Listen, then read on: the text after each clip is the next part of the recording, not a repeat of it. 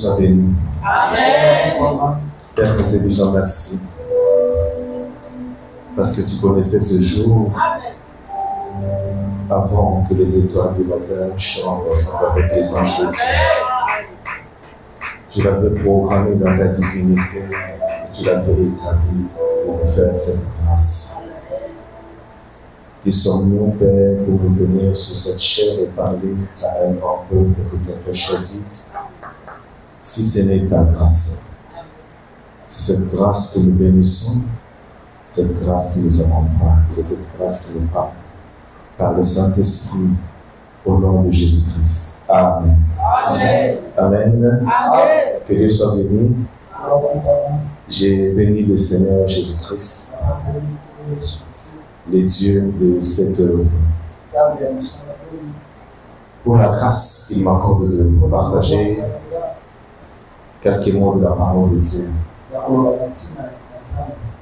Et je suis très reconnaissant envers le docteur, l'ange de cette église, pour la confiance. Je suis un peu plus que presque rien sur un grand nombre de serviteurs dans la ville de Kinshasa. Mais il a porté son regard sur moi pour partager la parole de Dieu. Et ça me va droit au cœur. Voilà pourquoi je me suis déplacé. Chaque lundi est pour moi un jour, une journée sacerdotale.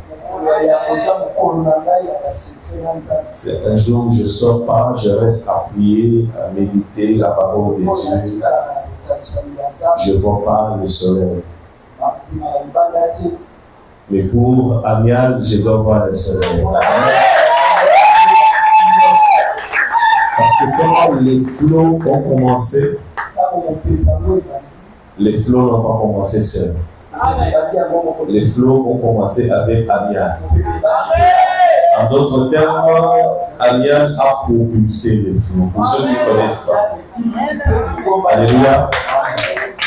Vous allez demander à papa, il vous dira, Amial a propulsé les flots.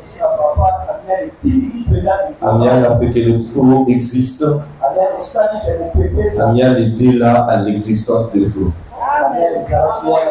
Et nous sommes très contents d'être ce que nous sommes là. Nous lisons la parole de Dieu dans le livre de Luc chapitre 9, verset 1. Luc chapitre 9, le premier verset. Je lis les Écritures au nom de Jésus. Amen. Jésus ayant ensemble les 12, leur donnant force et pouvoir sur tous les démons, avec la puissance de guérir les malades. Il les envoyant prêcher le royaume de Dieu et guérir les malades. Et prenez rien pour le voyage, leur dit-il, ni bâton, ni sac, ni pain. On s'arrête seulement au verset 1er. Jésus ayant assemblé les 12, leur donnant force et pouvoir sur tous les démons, avec la puissance de guérir les maladies. J'aime ce verset parce qu'il parle de la force, il parle du pouvoir, il parle de la puissance. C'est le verset qui va illustrer notre message de ce soir. Veuillez vous asseoir, s'il vous plaît. Le grand thème est tellement difficile à exploiter. Pour la royauté et la sacrificature en Christ Jésus. Et pendant que je méditais sur ce thème, j'ai demandé au Saint-Esprit de me donner le sous-thème. Mais il ne l'a pas donné, il m'a expliqué seulement le thème. Mais c'est lorsque j'arrive en ce lieu, pendant que la chorale était en train de bien adorer le Seigneur, que le Saint-Esprit me donne alors le sous-thème que je vais exploiter. dans la sacrificature pour la royauté. Alléluia. Amen. Dans la sacrificature pour la royauté. Le texte nous dit pour la royauté et la sacrificature en Christ. Et moi je vous parle dans la sacrificature pour la royauté. Et mon idée vient de l'Apocalypse chapitre 5 verset 5 à 6. La Bible dit que Jean était en train de pleurer de ce qu'il n'y avait personne pour ouvrir le livre et en rompre le son.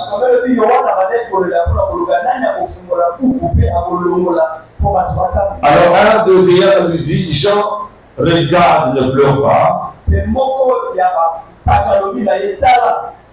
Voici le lion de la tribu de Juda et dit d'ouvrir le livre et d'en rompre le son.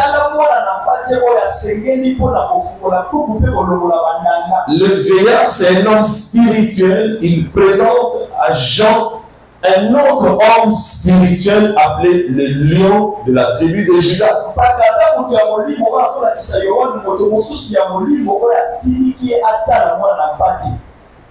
Et Jean, quand il regarde, il voit un agneau comme immolé.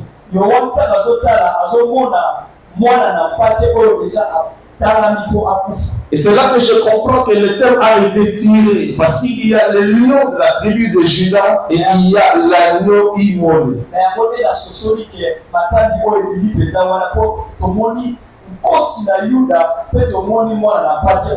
Parce que le lion étant le symbole du pouvoir, le symbole de la royauté, l'agneau étant le symbole du sacerdoce ou de la sacrification.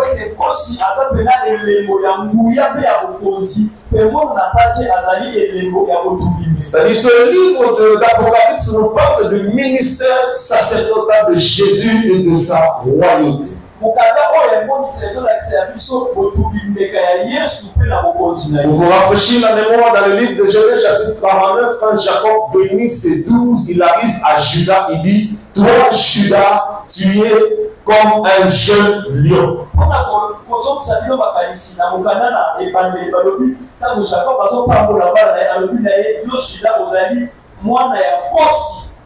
Tu es un jeune lion et le sceptre royal pour la royauté restera entre tes mains. C'est-à-dire, la royauté était destinée à Juda qui était un jeune lion. Mais il fallait qu'il y ait passation de ce pouvoir, de cette royauté du jeune lion vers le grand lion ou le véritable lion. Et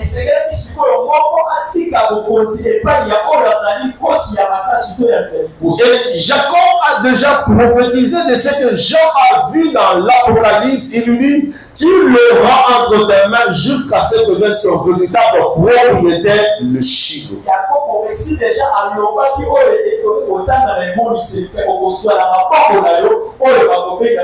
C'est-à-dire, Jacob est en train de parler à Judas et lui dit, la définition royauté, nous nous prenons à Koya pour récupérer nous prenons Zaïnani, Jésus-Christ. Alléluia. Amen. Et en lui parlant, il dit, tu es un jeune lion. Le véritable lion viendra récupérer sa royauté. Mais cette royauté qui est ici question en Genèse 49, elle est basée sur un élément important, le pouvoir. Parce que Jacob a dit à son fils Judas que le sceptre royal, le sceptre c'est le pouvoir, le sceptre c'est le serment du pouvoir, de l'autorité. C'est-à-dire il n'y a pas un roi qui ne possède pas le pouvoir. Être un roi, c'est-à-dire posséder le pouvoir de dire, de faire des choses.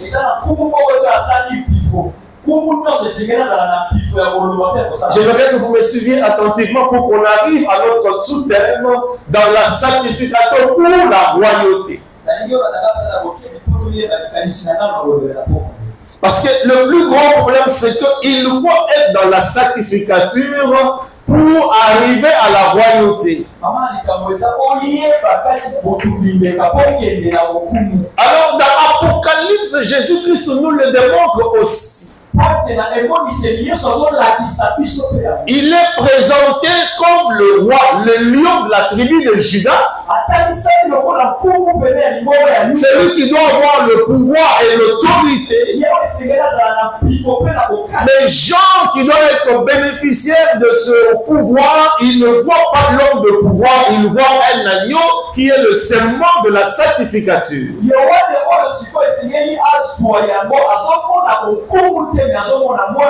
Cela veut dire que Jésus-Christ sur la terre ne va pas exercer la royauté avant la sacrificature. Il commencera par la sacrificature pour afin atteindre la royauté.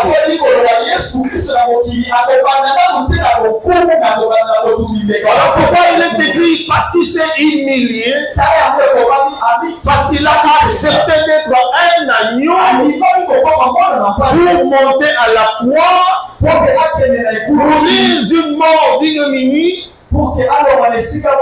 Alors Dieu l'a souverainement élevé. En d'autres termes, parce que le Christ qui était le lion, il a accepté d'abord la sacrificature. Il s'est levé lui-même en sacrificateur. Alors la royauté lui est donnée, la gloire et l'élévation. C'est comme ça que vous allez voir à la croix. Jésus ne monte pas à la croix comme un lion. Parce que les lions, selon Genèse, c'est le serment de la royauté, le serment du pouvoir, le serment de l'autorité ou de la puissance.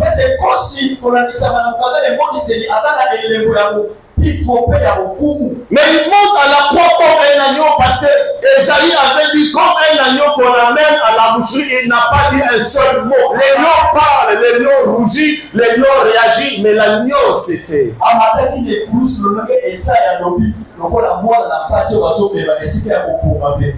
Alléluia. Bien aimé, la plupart des chrétiens désirent la gloire, désirent la royauté, mais ils oublient ce qui fait la royauté et la gloire. La gloire et la royauté sont basées dans la sacrificature, dans le service que tu rends à l'Éternel, dans le travail que tu fais pour Dieu. C'est là qu'est cachée la royauté. Parce que Jésus qui est Dieu, il s'est fait un agneau, un sacrificateur, pour enfin être élevé par Dieu et s'asseoir sur le trône. Après avoir été à la croix, il est assis à la droite du Père sur le trône. Il vit comme roi à jamais.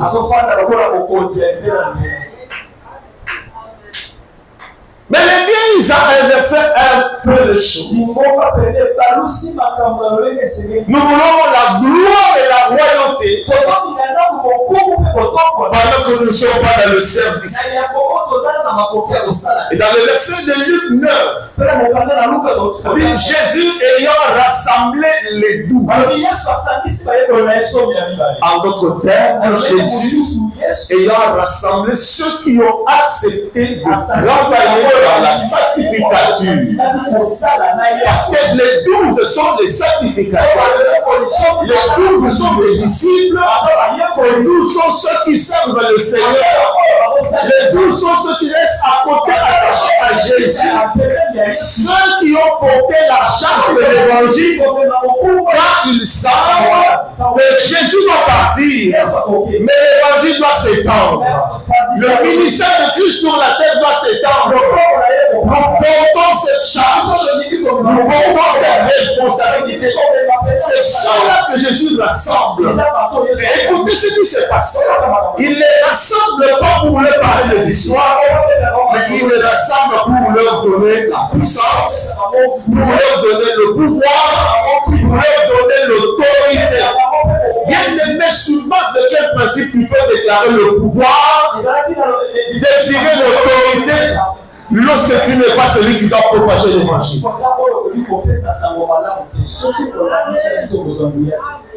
Alléluia. Amen. Adam était un serviteur de Dieu pendant un temps et après il n'était plus serviteur de Dieu. Alléluia. Après que Dieu l'ait créé, établi, alors Dieu lui dit, je te donne un travail. Dieu va rassembler tous les animaux, tous les oiseaux. Il les ramène auprès d'Adam. J'imagine la scène. Nous n'avons pas aussi un zoo confortable, mais imaginez-nous dans des pays étrangers où il y a les zoos confortables, où il y a tous les animaux. Alors Dieu a amené tous les animaux devant Adam. Je donne un travail. Tu vas les nommer. Et Adam regarde celui-ci, il l'appelle chacal. Il regarde l'autre, toi tu es cheval. Toi tu es chèvre. Toi tu es lion. Même les serpents anciens là, le diable lui a donné le nom. Toi tu es le serpent. Alléluia. Lorsque Adam a fini ce travail et qu'il a péché contre Dieu, il a perdu ce pouvoir.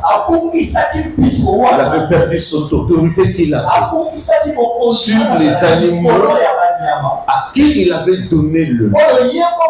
Bien aimé, lorsque tu ne peux pas être dans le champ du travail de Dieu, tu ne peux pas avoir le pouvoir et l'autorité de régner dans le monde.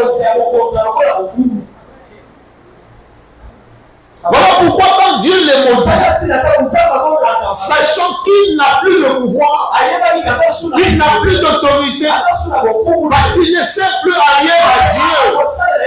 Dieu dit au serpent ceci: toi le serpent, la postérité de l'homme va t'écraser la tête. Et toi tu lui mordras quoi? Le talon. Ça veut dire qu'il y a une flèche aller et une flèche retour de malheur. Quand l'homme qui ne sert plus Dieu, quand l'homme qui n'a plus rien à faire dans la sanctification est là, il peut oser d'écraser le diable, il peut oser de faire du mal à un ennemi, mais il aura le retour. Parce que le serpent va lui mordre les talons. Mais cette loi va être enlevée seulement par Jésus-Christ, le souverain sacrificateur. Ici, il arrive à Luc 9, il dit: je vous donne le pouvoir. Si vous allez au chapitre 10, il dit: je vous donne le pouvoir. Je vous ai donné le pouvoir de marcher sur les serpents et sur les scorpions et sur toutes les forces du monde éternel, et rien ne doit vous nuire. Si autrefois les serpents pouvaient vous mordre, mais cette fois-ci, ils ne peuvent plus le faire. Vous l'écrasez sans qu'ils réagissent. Pourquoi? Parce que vous êtes dans la sanctification.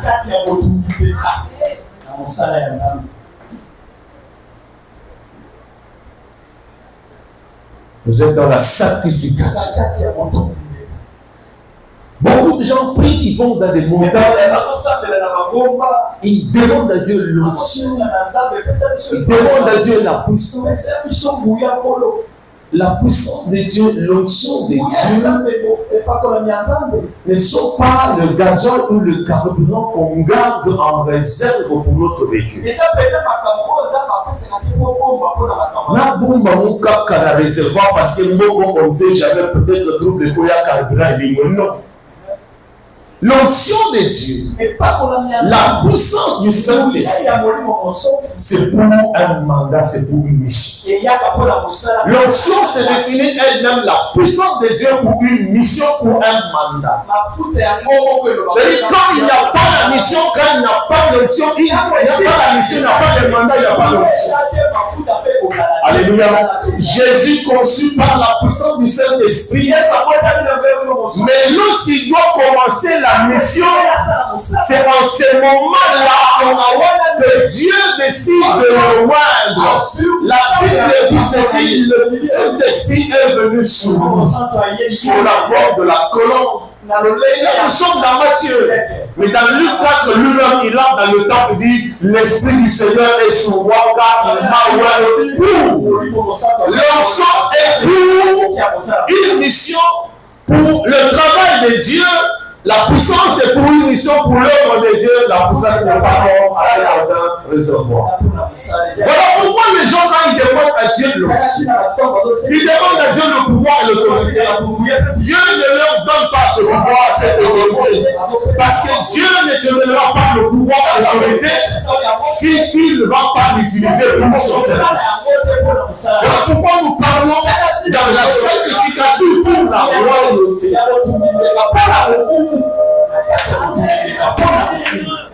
Alléluia. Amen. Vous allez jeûner, prier. Seigneur, donne-moi la puissance. Seigneur, établis-moi. Dieu ne va pas t'établir. Dieu ne va pas te donner l'onction. Lorsque j'ai compris ces choses, je ne prie pas comme ça.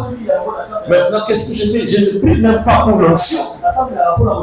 Mais je demande à Dieu d'augmenter la foi pour le servir. Je dis, augmente-moi la foi pour te servir. Écoutez ce que Jésus dit à ses apôtres lorsqu'il les envoie. Il dit, allez, je serai avec vous jusqu'aux extrémités de la terre. D'habitude, désire la présence de Dieu, mais la désire pas dans ta chambre, dans ta maison. Jésus n'accompagne pas les gens dans leur chambre, dans leur maison. Jésus accompagne les gens dans leur foi. Il leur dit, partout où vous serez, je serai avec vous. C'est-à-dire que si vous n'êtes pas dans la sanctification, vous allez les chercher pour pouvoir les écrire. Chercher l'éternel pendant qu'il s'écoule. Il y a un moment où l'éternel ne s'écoule pas. Mais la seule occasion où l'éternel s'écoule à tout moment, c'est lorsque nous sommes dans son service. Parce qu'il a dit, je serai avec vous. Dans son service, il est permanent, il est là. Et quand il est là, il est le roi des rois. On te dit Paul, nous regardons comme dans un miroir, transformé à la même nature que lui, de gloire en gloire. Quand tu marches avec Dieu dans son œuvre, tu deviens roi comme lui, tu deviens le souverain comme lui. Le diable avait regardé, il ne le voit pas, mais il voit le Seigneur, il voit le roi de gloire. Voilà pourquoi on pouvait dire, Jésus, c'est le plus roi qui vit. Mais c'est Christ qui vit par moi. Pourquoi? Il était dans la sanctification, il était dans le sacerdoce, il était dans l'œuvre de Dieu. Et dans la sanctification, a dit Dieu en vous et a fait de vous un roi. Et ça l'a développé au ne cherchez pas ailleurs ce que vous devez avoir quelque part. C'est pourquoi Jésus-Christ, quand il parle à ses apôtres, il leur dit, allez, faites de toutes les nations, non pas des croyants. Alléluia. Amen. Ne faites pas des nations des croyants. Ne faites pas des nations des membres des églises. Mais faites des nations des disciples. Des gens qui sont destinés à la royauté. Les gens qui doivent servir. C'est ici notre église. Certaines personnes. Nous sommes une église de certains secteurs. Alléluia. C'est ça la vision du Christ. Faites des nations mais disciples. Et dans Luc, ce qu'il a appelé était les disciples, le 12, les disciples. Et le pouvoir a été donné aux disciples. Jésus n'a pas donné le pouvoir aux pharisiens. Il n'a pas donné le pouvoir aux scribes. Il l'a donné aux disciples.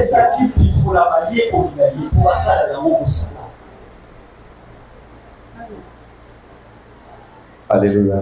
Amen. J'avais beaucoup de trucs dans mon esprit pour comprendre ce fait. Jésus-Christ naît de la tribu de Juda. Bien-aimé, je n'aurais été scandalisé pour te dire que Jésus n'est pas né de la tribu de Juda. Alléluia. Parce que je lisais un verset dans Hébreux chapitre 7. Quand on parle de Melchisédek,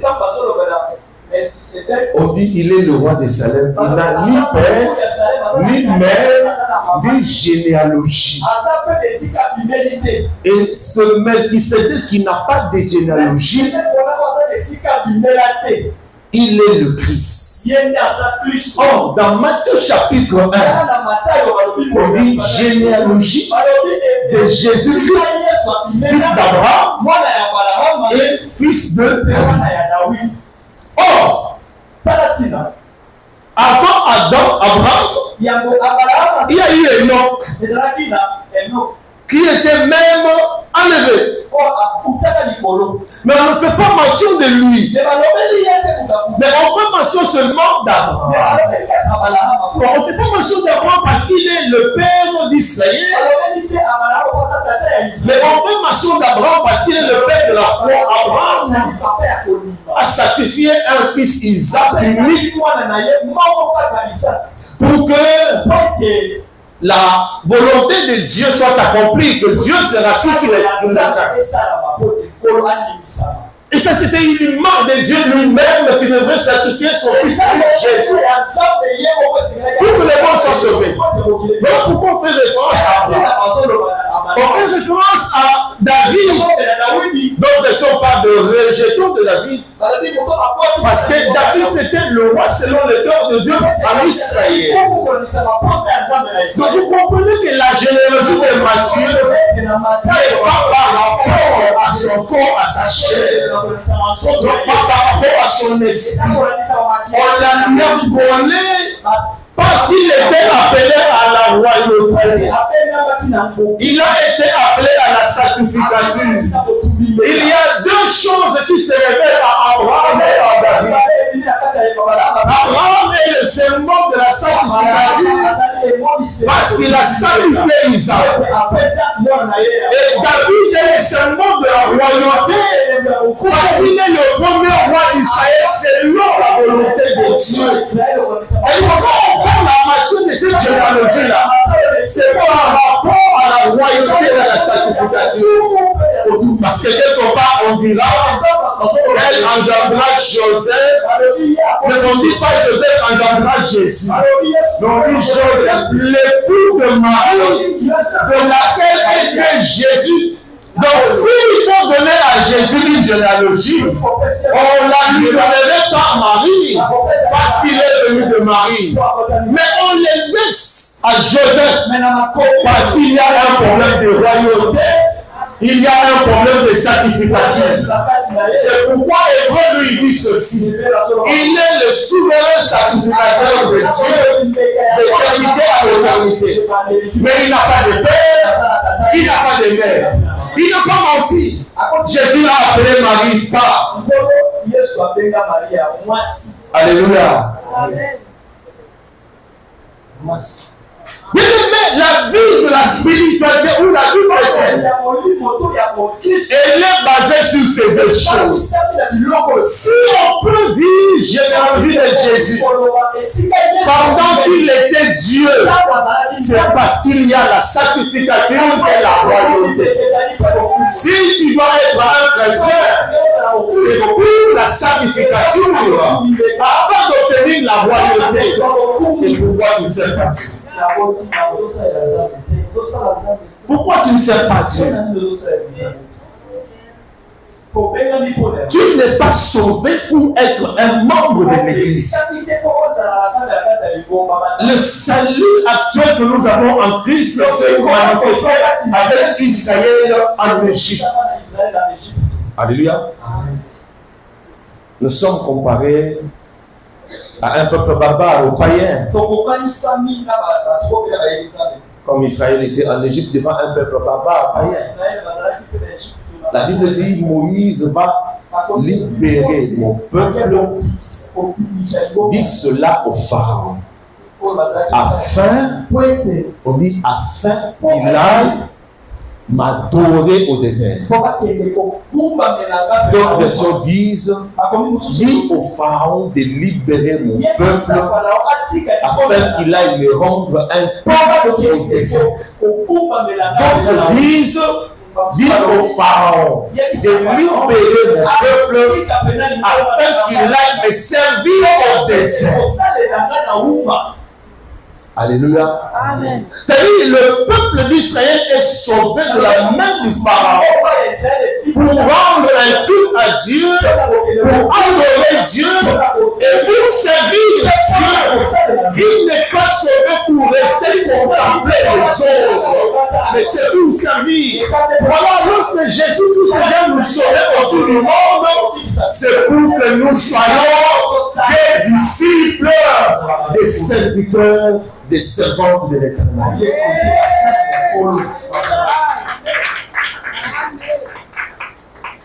Depuis que tu es dans cette église, quel est ton apport? Bien aimé, je vais vous dire, moi j'ai toujours scandalisé les gens en parlant comme ça. Je suis au protocole. Je ne suis jamais pour le protocole. Je suis au nettoyage. Je ne suis jamais pour le nettoyage. Alléluia. Sans protocole, les gens sont en train de venir, hein, ils peuvent s'installer comme ils veulent. Le problème, c'est le culte. Alléluia. Le problème, c'est le culte. Je suis au nettoyage. Si même l'église n'est pas balayée, les gens vont venir, on va prier. Le problème, c'est le culte. Les gens qui viennent, que vous, protocole, service de ceci, cela, vous devez vous en occuper. Ils viennent pour quoi et pour qui? Ils ne viennent pas pour vous. Ils viennent pour le Seigneur. Ils viennent pour le salut. Ils viennent pour rendre un culte à Dieu. Mais écoutez, pourquoi on a cet hangar, on a ce temple, on a cette église locale?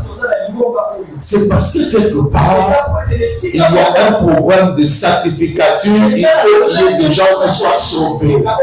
C'est-à-dire que le travail le plus important dans la vie d'un enfant de Dieu qui est converti à Jésus, c'est de travailler à la sacrificature, de travailler au salut des âmes. C'est ça le travail. Voilà pourquoi il est écrit. Quand une âme se convertit en Christ, il y a une grande joie au ciel. Mais il n'est pas écrit comme un homme accès au département de musique, Dieu se rejette.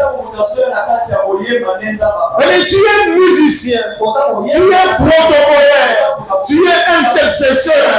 Qui que tu sois, fixe-toi une idée de la sacrificature. C'est que tu dois aller dans le champ, tu dois parler de Jésus pour qu'il y ait le salut. Tu dois ramener les âmes vers le Seigneur. Voilà le meilleur travail auquel nous sommes confiés. C'est comme ça que Jésus dit lui-même étant roi, étant souverain sacrificateur, il allait de village en village, de ville en ville. Jésus marchait, appuyait, il annonçait l'évangile parce qu'il voulait que les gens soient sauvés.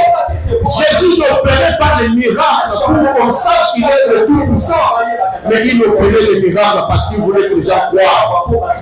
C'est pourquoi il dit à ses apôtres, s'ils ne croient pas dans vos paroles, mais ils croiront du moins à cause des miracles qu'ils auront vus. Les miracles, c'est pour pousser les gens à la foi, parce que le travail du sacerdoce, les gens doivent être sauvés.